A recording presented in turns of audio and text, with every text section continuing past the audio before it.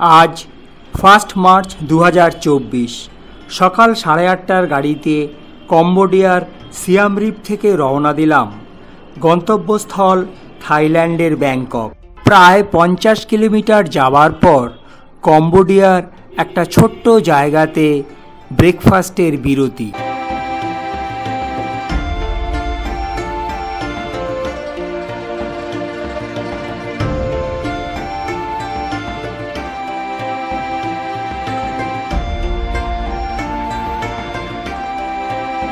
সিয়াম রিপ থেকে ব্যাংককের দূরত্ব প্রায় 400 কিলোমিটার। দেখতে দেখতে যাব বলে ফ্লাইটের টিকিট না কেটে কারে চলেছি। পৌঁছে গেলাম কম্বোডিয়া ও থাইল্যান্ডের বর্ডার পোই পেটে। ভারত সরকার এবং থাইল্যান্ড সরকারের মধ্যে একটা চুক্তির ফলে 10 নভেম্বর 2023 থেকে 10 মে 2024 পর্যন্ত ভারতীয়দের থাইল্যান্ড যেতে কোনো ভিসা লাগে না। তাই প্রয়োজনীয় কাগজপত্র দেখিয়ে প্রবেশ করলাম থাইল্যান্ড দেশে। থাইল্যান্ডের মধ্যে বেশ কিছুটা পথ অতিক্রম করে পৌঁছে গেলাম থাইল্যান্ডের রাজধানী ব্যাংককে।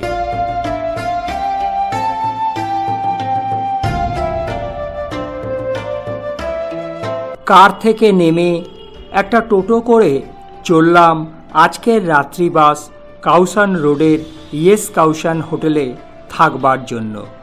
হোটেল ভাড়া ভারতীয় মুদ্রায় 1172 টাকা মাত্র।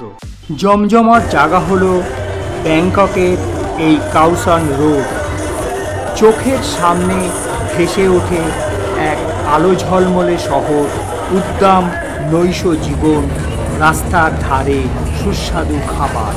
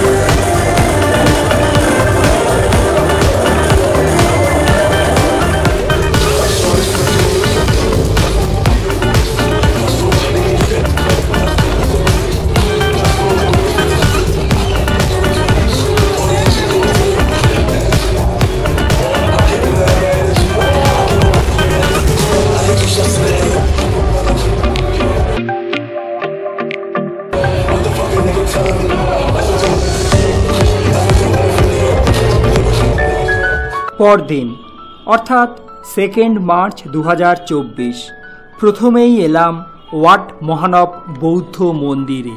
লোকে এই মন্দিরকে মহন্নাফরম ওয়ারাহিরমও বলে থাকেন। এবার ব্যাংকক বেড়াতে এসেছি আমি একদম একা। আজ থেকে প্রায় 150 বছর আগে সুন্দর এই মহানব বৌদ্ধ মন্দিরটি তৈরি হয়েছিল। ভগবান বুদ্ধের এই মূর্তিটির নাম হল প্রা রুয়াং থ্রং ক্যাম। মূর্তিটি 60% সোনা দিয়ে তৈরি এবং এই মূর্তিটি তৈরি করিয়েছিলেন চাকরি বংশের রাজা রাজারাম তৃতীয়।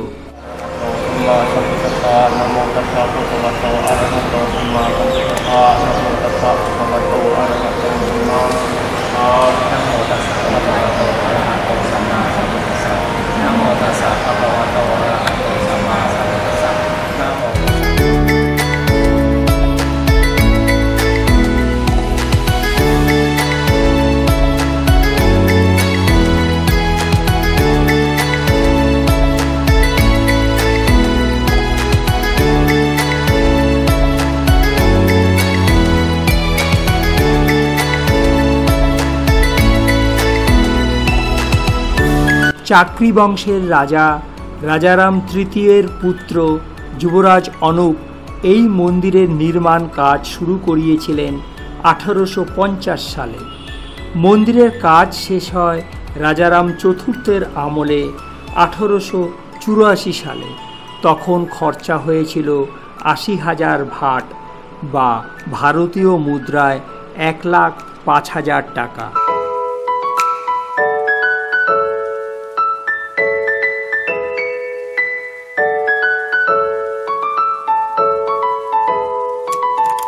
থাইল্যান্ডের প্রথম পাবলিক স্কুলও এখানে তৈরি হয়েছিল 1884 সালে এবং এখানেই থাইল্যান্ডের মাস এডুকেশনের সূচনা হয়। এবার প্রবেশ করলাম হিন্দু মন্দির দেবস্থানে।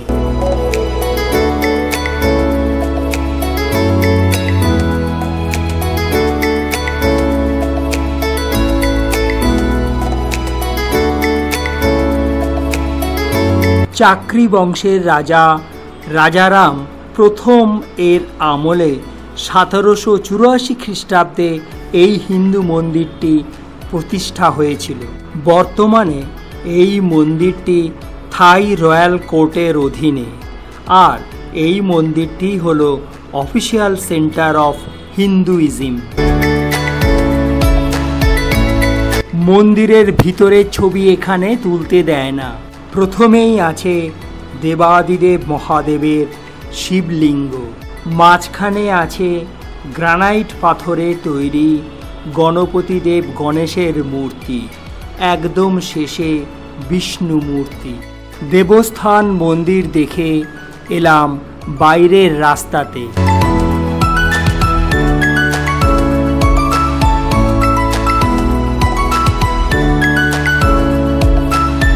পায়ে হেঁটেই চলে এলাম বৌদ্ধ মন্দির ওয়াট সুহাত হেপোয়ারামে বা ওয়াট সুহাতে।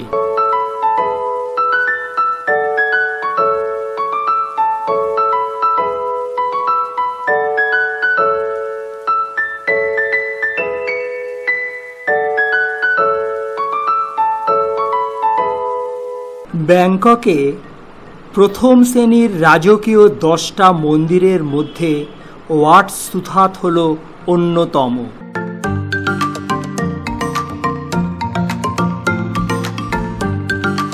প্রবেশ করলাম ওয়াট সুথাত মন্দিরের ভিতরে। অপূর্ব অকল্পনীয় এক আধ্যাত্মিক পরিবেশ।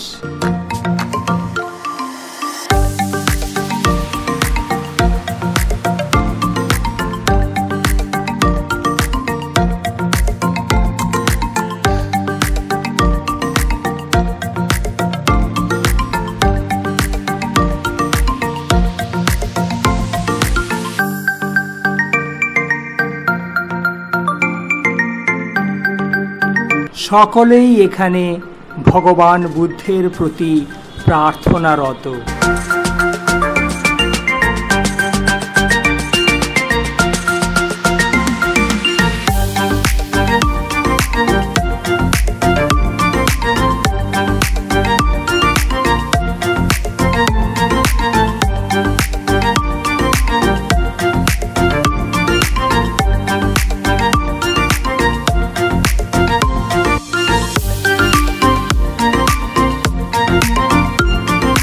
মন্দিরের ভিতরে অপূর্ব কারুকার্য শৈলী।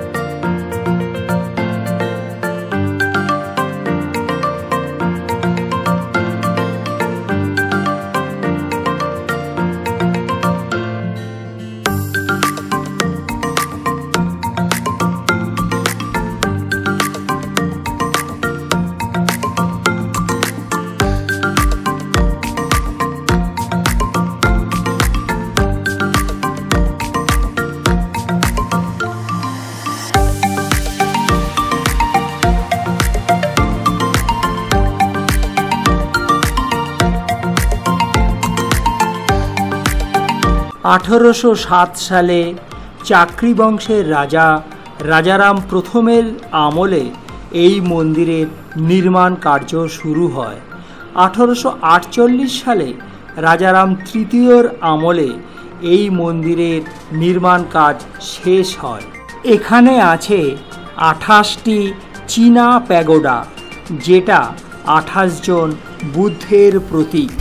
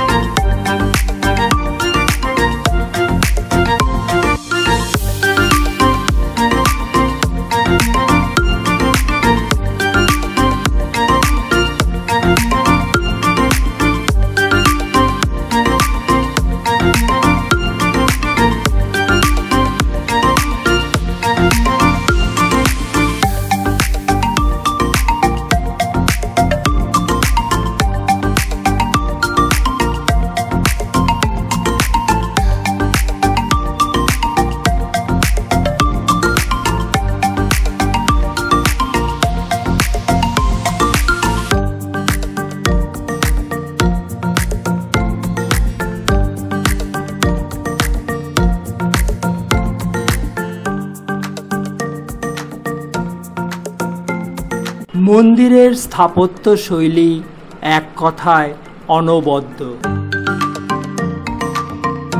ওয়াট সুথাত মন্দির থেকে বের হয়ে দেখলাম এক বৌদ্ধ ভক্ত প্রসাদ রূপে চিকেন শিক কাবাব, চাউমিন ও জুস বিলি করছেন। আমিও ওটা দিয়ে লাঞ্চ শেষ করলাম। এবার যেতে হবে রয়্যাল প্যালেস দেখতে।